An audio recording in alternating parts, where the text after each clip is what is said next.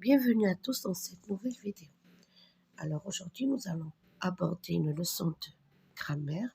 Nous allons apprendre à raconter autour du présent. Pour la première activité, je dois réécrire les phrases en conjuguant les verbes au présent.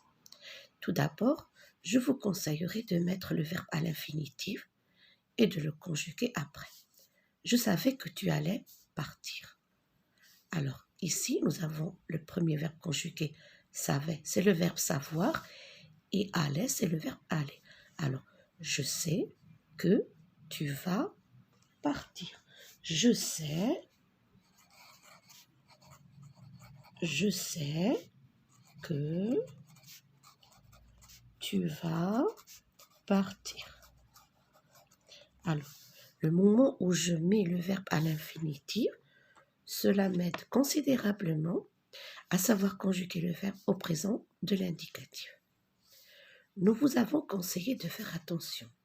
Alors, nous vous avons conseillé de faire attention, c'est le verbe avons conseillé. C'est le verbe conjugué. C'est le verbe conseiller, c'est un verbe du premier groupe. Donc, nous vous conseillons de faire attention.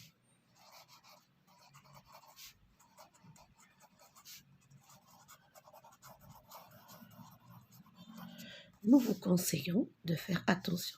Ne conjuguez pas le verbe avec vous, c'est un pronom. Alors, nous vous conseillons de faire attention et vous terminez votre phrase. Le petit poussé avait longuement écouté la conversation de ses parents. Alors, où est le verbe conjugué? Regardez bien, avait écouté. C'est le plus que parfait. Le plus que parfait, on le forme avec l'auxiliaire avoir ou être à l'imparfait, suivi du participe passé. Le petit poussé avait longuement écouté la conversation de ses parents. Le petit poussé a longuement... Non, le petit poussé écoute longuement la conversation de ses parents. C'est le verbe écouter, premier coup. Alors ici, le petit poussé. Alors pousser, c'est un nom propre. Je préfère que vous mettiez la majuscule. Alors le petit poussé écoute la conversation de ses parents et vous terminez la phrase bien sûr. Elle a mis le couvert sur la table. Alors le verbe conjugué c'est a mis, c'est le verbe mettre à l'infinitif, c'est un verbe du troisième groupe, donc elle met le couvert sur la table. Elle met le couvert sur la table et vous terminez votre phrase. N'oubliez pas de mettre le verbe à l'infinitif. Je ne pourrai jamais te dire ce que je ressentais. Ici, nous avons le verbe pouvoir, pourrait, c'est le verbe pouvoir. Il est conjugué ici au futur. Ici, c'est le verbe ressentir. Alors, pouvoir au présent de l'indicatif, je ne peux jamais te dire ce que je ressens. Je ne peux jamais te dire, alors moi je vais terminer tout simplement le verbe, d'accord? Te dire ce que je ressens, c'est le verbe ressentir. Roger avait tout compris, ici regardez, nous sommes en présence du plus que parfait, avait compris, c'est le verbe comprendre. Donc Roger comprend tout simplement. Roger comprend tout. Avez-vous remarqué que le fait de mettre le verbe à l'infinitif, cela vous aide? À qui as-tu révélé ce secret? Le verbe conjugué à révéler, c'est le verbe révéler. Donc, nous allons écrire à qui révèles-tu ce secret? À qui révèles-tu ce secret? À qui révèles-tu ce secret? C'est le verbe révéler. On devait attendre l'arrivée du tramway. On devait attendre. Le verbe conjugué, c'est devait, c'est le verbe devoir. Donc, on doit attendre l'arrivée du tramway. On doit attendre l'arrivée du 3 mois et on termine. Alors l'arrivée, vous mettrez ici la marque du féminin. Ici, je pense qu'ils ont oublié, mais vous mettez la marque du féminin. Pour la deuxième activité, réécrire les phrases en conjuguant les verbes au passé composé. Alors, comme je viens de vous le dire, pensez à mettre le verbe à l'infinitif. Alors, il peut surmonter ces difficultés. C'est le verbe pouvoir. Le participe passé de pouvoir, c'est pu. Donc, il a pu surmonter ces difficultés. Vous terminez la phrase. Tu mettras alors tous les œufs dans le même panier. Tu mettras, c'est le verbe mettre. Ici, il est conjugué au futur simple. Donc, au passé composé, tu as mis. Participe passé du verbe mettre, c'est mis. Tu as mis tous les œufs dans le panier. Vous terminez votre phrase. Il vit dans cette maison depuis sa naissance. Alors, il vit, c'est le verbe vivre. Donc, le participe passé du verbe vivre, il a vécu dans cette maison depuis sa naissance. Il connaît la faim et le froid. Ici, c'est le verbe connaître. Donc, il a connu, tout simplement. Le participe passé de connaître, c'est connu. Dans cette phrase, c'est bizarre, ton comportement ne me surprend pas. C'est le verbe surprendre. Alors, c'est bizarre, ton comportement ne m'a pas surpris. Ne m'a pas surpris.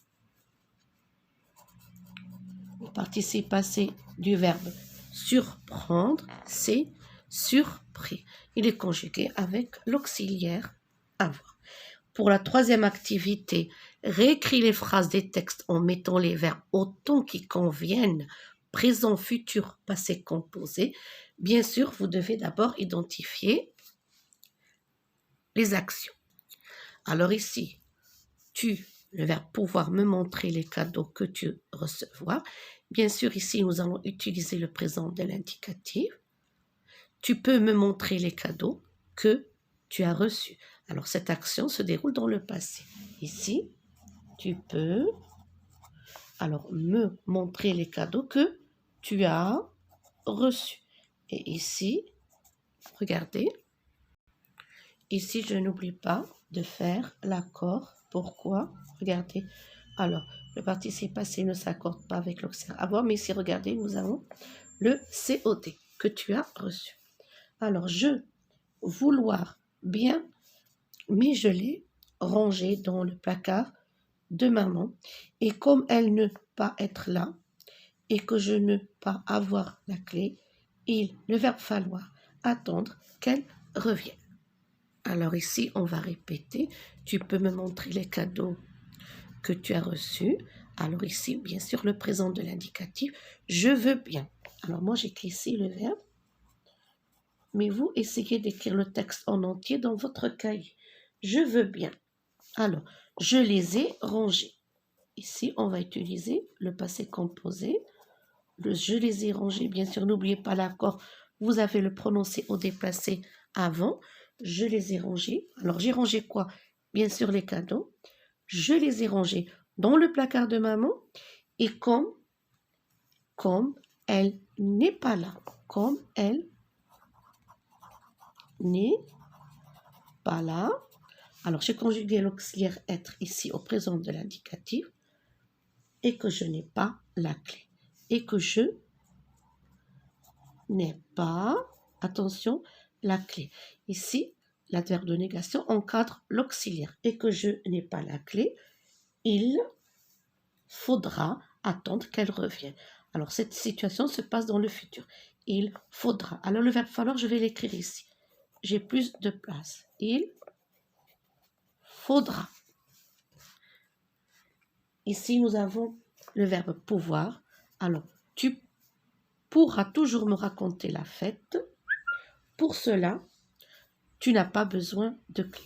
Ici, nous allons utiliser le futur simple, c'est le verbe pouvoir. Alors, tu pourras toujours me raconter la fête. Pour cela, tu n'as pas besoin de clé. Tu n'as pas besoin de clé. Alors, je répète. Tu peux me montrer les cadeaux que tu as reçus. Je veux bien. Mais je les ai rangés dans le placard de maman.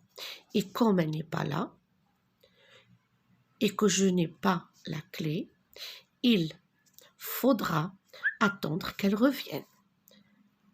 Tu pourras toujours me raconter la fête. Pour cela, tu n'as pas besoin de clé. Pour la dernière activité, recopie ce texte au présent, mais fais attention à la concordance des temps. Alors nous avons, à 22 heures, Ricky se glissa dans son lit, appuyé contre le mur, séparant leur appartement, de celui des voisins. Peu après, il fut tiré de son premier sommeil par une voix masculine, perçant le panneau de séparation. La voix grondait, puis un choc sourd fit trembler l'appartement. L'enfant colla son oreille à la cloison. Alors, on va conjuguer ces verbes au présent de l'indicatif. Nous allons essayer de souligner d'abord les verbes. Alors, nous avons le verbe se glissa, d'accord, séparant leur appartement de celui des voisins. Peu après, il fut, ici, nous avons le verbe, de son premier sommeil par une voix masculine, perçant le panneau de séparation. La voix grondait, puis un choc fit trembler l'appartement. L'enfant colla son oreille à la cloison. Alors ici, Ricky se glissa, nous allons écrire se glisse.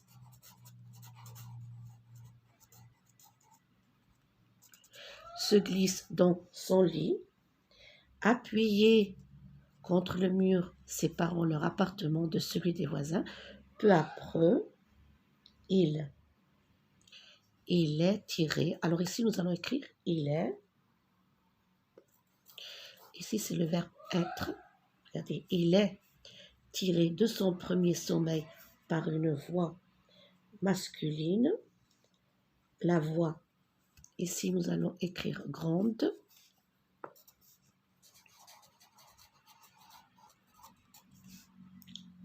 Grande, puis un choc sourd. Fit, alors ici, c'est le verbe faire. Donc, faire, trembler l'appartement, l'enfant colle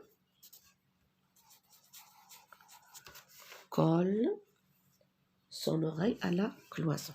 Alors ici, qu'est-ce qu'on a?